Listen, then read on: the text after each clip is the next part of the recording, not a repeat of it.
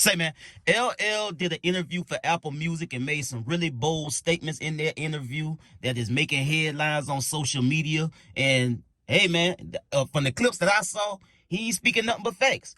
He said that one day he truly believed that he will be credited for being the first to do a lot of what hip hop is still doing today. You dig what I'm saying? Now, ain't no cap in his rap and ain't no mystery in his history. We know what LL has done and what he's been for the culture of hip hop. Now, in this soft society and in this emotional world that we live in, some people gonna probably try to discredit what he said. But from what I seen, he ain't kicking nothing but facts, man.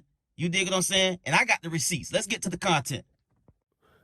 You know, I'm gonna say this with humbly, but I really mean this. I think one day people are gonna wake up and realize that LL Cool J is the most important rapper that ever existed. I truly believe one day people are gonna say that. They're gonna say, yo, they're gonna look and they're gonna say, wow, when it comes to the jewelry, this is the guy who introduced all the diamond and the ice and the champagne. They're gonna say when it comes to the love songs, this is the guy who introduces the love songs and all the love shit. When it comes to the bad boy vibe, they're gonna realize, oh, this is the guy who introduced all the rebellious bad boy vibes before it was done. When it comes to the GOAT terminology, they're gonna say, yo, this is the guy who came up with the GOAT stuff. They're gonna say when it comes to Def Jam, wow, this is the first artist that was on Def Jam. They're gonna say, well, you know what I'm saying? Yeah. When it comes to the solo artist, gonna say, wow, this is the first solo artist to take it all the way around the world. Like, I mean, I could go on to the FUBU. Yo, this guy introduced the whole idea of putting clothing lines. Even before that, he did Troop.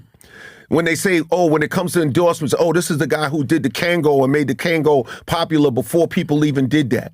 When they talk about television, they gonna say, oh, this is the guy who did the credible stuff on TV and at the same time was still making credible records and wasn't just doing TV and using rap as a launch pad.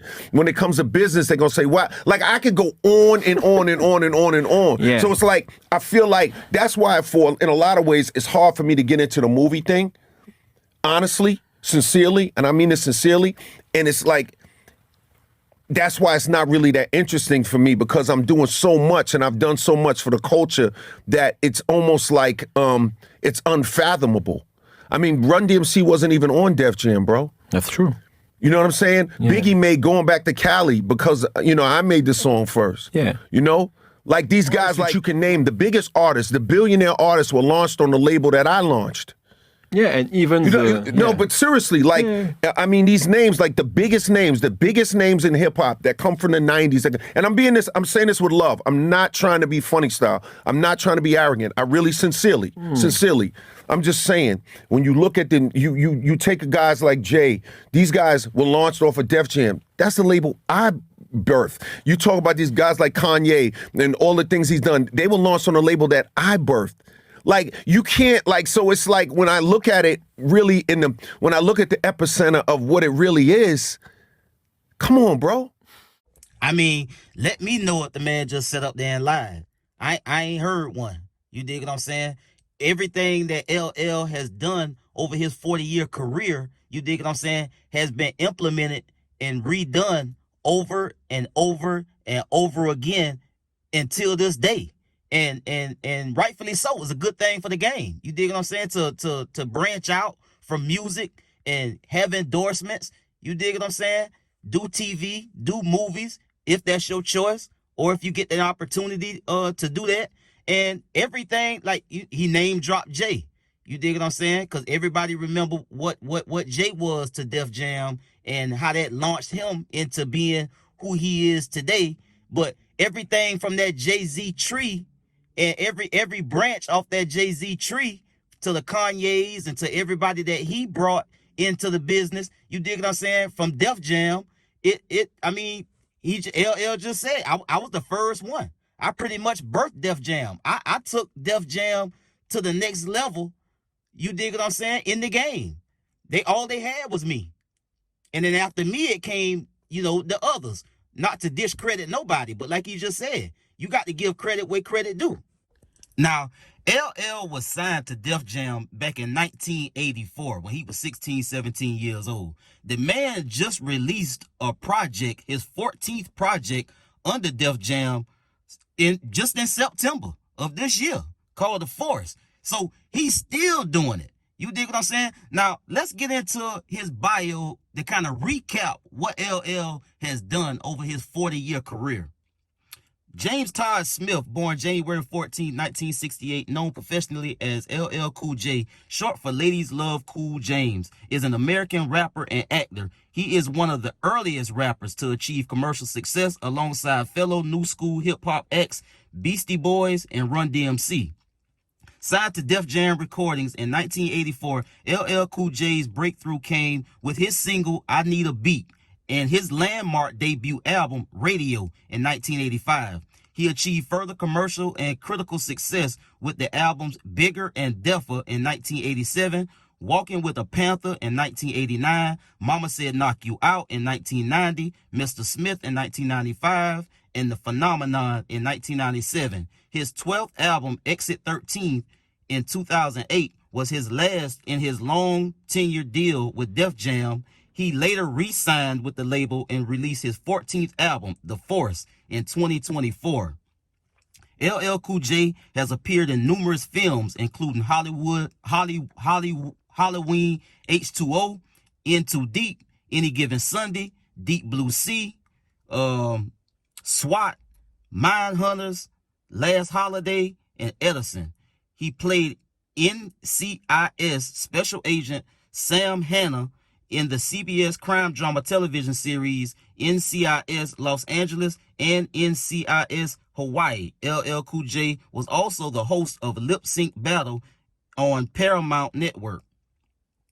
A two-time Grammy Award winner. I can't believe he's only won 2 Grammys, but we know how this game go.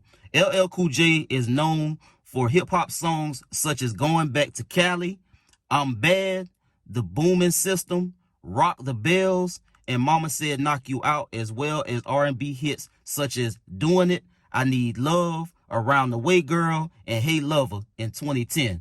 VH1 placed him on their 100 Greatest Artists of All Time list.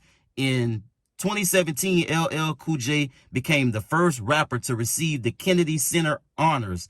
In 2021, he was inducted into the Rock and Roll Hall of Fame in the musical excellence category. So, I mean, LL done been doing it for so long. 40 years in the business is a long time and no small feat. And like he said, Kango was a big deal. The jury with him was a big deal. Being a ladies' man was a big deal. Being the tough guy was a big deal for him. All of these things that he just spoke about in them clips was his actual persona. You can go back and check it out. You dig what I'm saying? So, is he a GOAT? Yeah, he a GOAT. By any standard, I can't believe he only got 2 Grammys over all that he's done in the music business. And then when you get to TV and movies, like LL has quietly done a hell of a lot to push the culture forward over these last 40 years. Nope. I mean, you got to be a hater to try to take that away from him. You dig what I'm saying? He's 56 years old today, but he's had a 40-year career in hip hop, in TV, in movies. So at any standard, LL Cool J is a GOAT. And you know, some of what he said, some people may look at it like, hey, it's a, you know, that may be subjective or, you know, whatever. Then you got some people that's probably gonna try to discredit him, you know, because once you start name dropping, people start getting their feelings and saying, well, you know, well, so and so did this, so and so did that, or this person got more money, or this person did that. It don't matter. At the end of the day, he was one of the first at all of this shit. You dig what I'm saying? It just is what it is. He might not be that guy in a lot of people's eyes now, but he still got his fans right now today that's been with him over these 40 years. And LL got a catalog. You dig what I'm saying? He got the hits. He got a lot of... LL used to be on the radio all the time when I was a jit. All the time.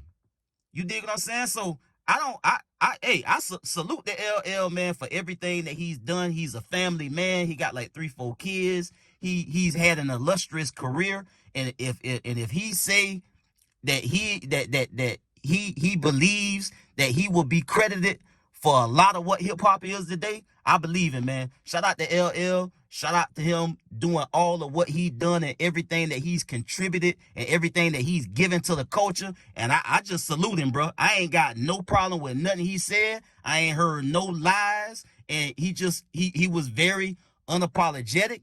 He was very respectful, but he said what needed to be said. You dig what I'm saying? So it is what it is. I get at y'all on the next one, man. Y'all be smooth. Shout out to LL. I see y'all on the next one. I'm out.